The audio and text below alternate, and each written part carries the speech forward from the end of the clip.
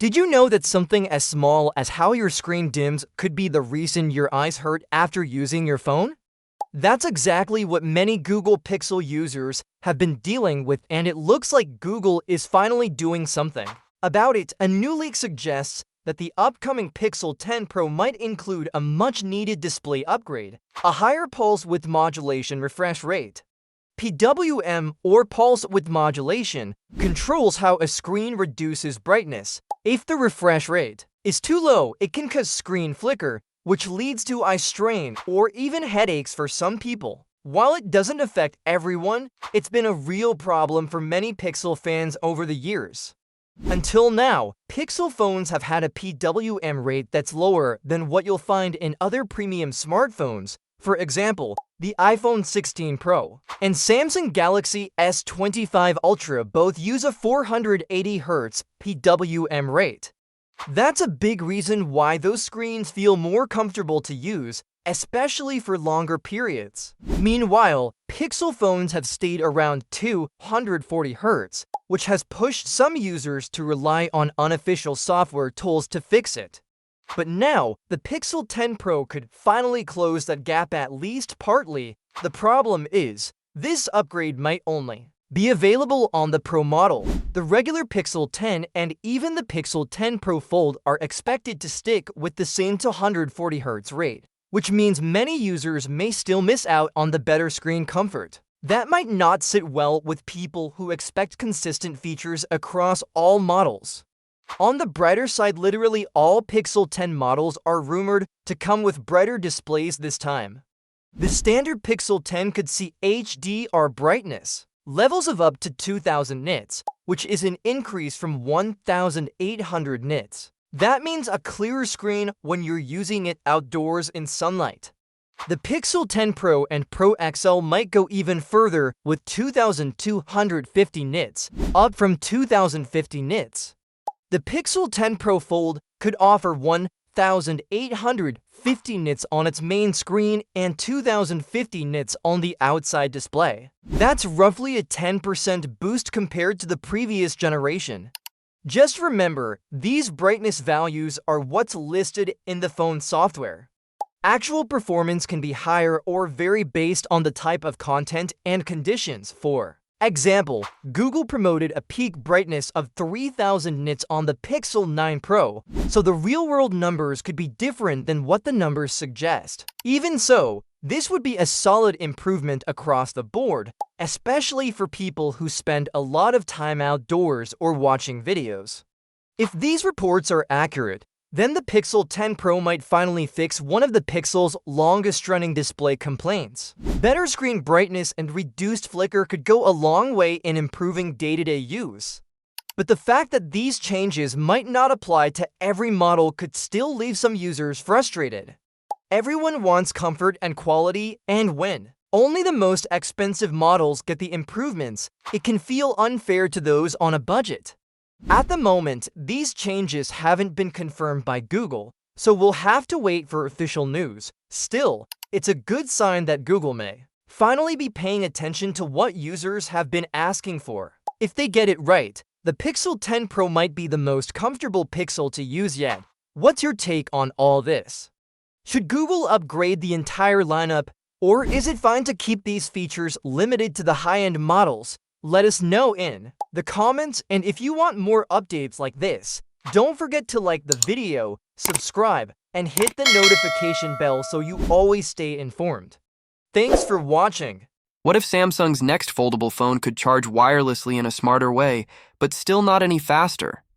That's what the latest leak about the Galaxy Z Fold 7 is telling us. And while this upgrade may not sound flashy, it could be a big shift for future Samsung phones. Let's look at what this means. A new Samsung device just showed up in the Wireless Power Consortium's official database.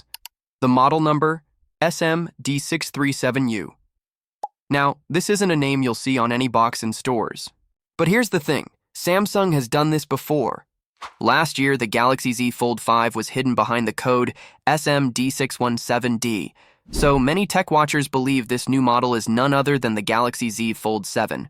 And the listing tells us something new. This phone supports Qi 2.1.0 wireless charging. If this turns out to be true, the Galaxy Z Fold 7 would be Samsung's first foldable phone to support the QE2 standard. But before you get too excited, let's clear one thing up. This isn't the full version of QI2. It's what's called QI2. Ready? That means the phone doesn't come with magnets built into its body to help align it perfectly with the charger. Instead, it needs a phone case or cover with magnets to do that job. This might sound small, but it actually makes charging easier and more efficient when done right. Still, wireless charging speed stays the same. The phone is expected to support 15-watt wireless charging, just like earlier models. No upgrade there. In fact, Samsung doesn't seem to be making big changes to battery performance either.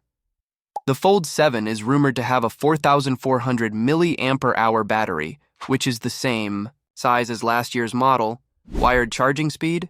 That's also expected to stay at 25 watts. Meanwhile, other phone makers are pushing boundaries. The Oppo Find N5, for example, comes with 80-watt wired charging. That's more than 3 times faster. So, why is Samsung holding back? The truth is, foldable phones are already complex. Adding ultra-fast charging might create heat and durability issues. Samsung might prefer to stick with what works, rather than risk something going wrong with such a premium device. And even though this year's charging upgrade is small, Samsung seems to be working on something bigger behind the scenes. Reports suggest that Samsung is helping develop the Qi 2.2 standard, which could lead to 50-watt wireless charging in the future. They're also rumored to be building a new charging chip for that purpose. But that's not ready just yet.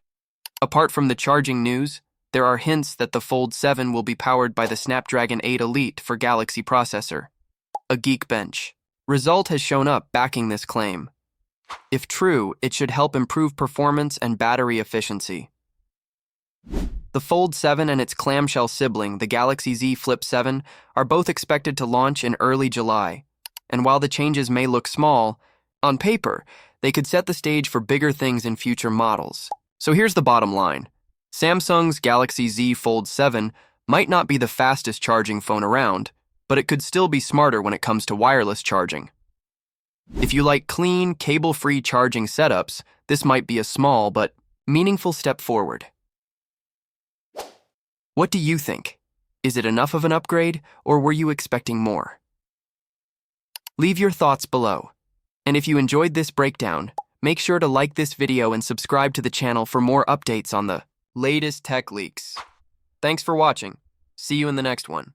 Can a foldable iPhone really be worth more than $2,000? That's what people are asking after several leaks pointed to Apple's upcoming foldable phone being not just expensive, but possibly even more than Samsung's premium Galaxy Z Fold series. And we're not just talking about a slight difference here.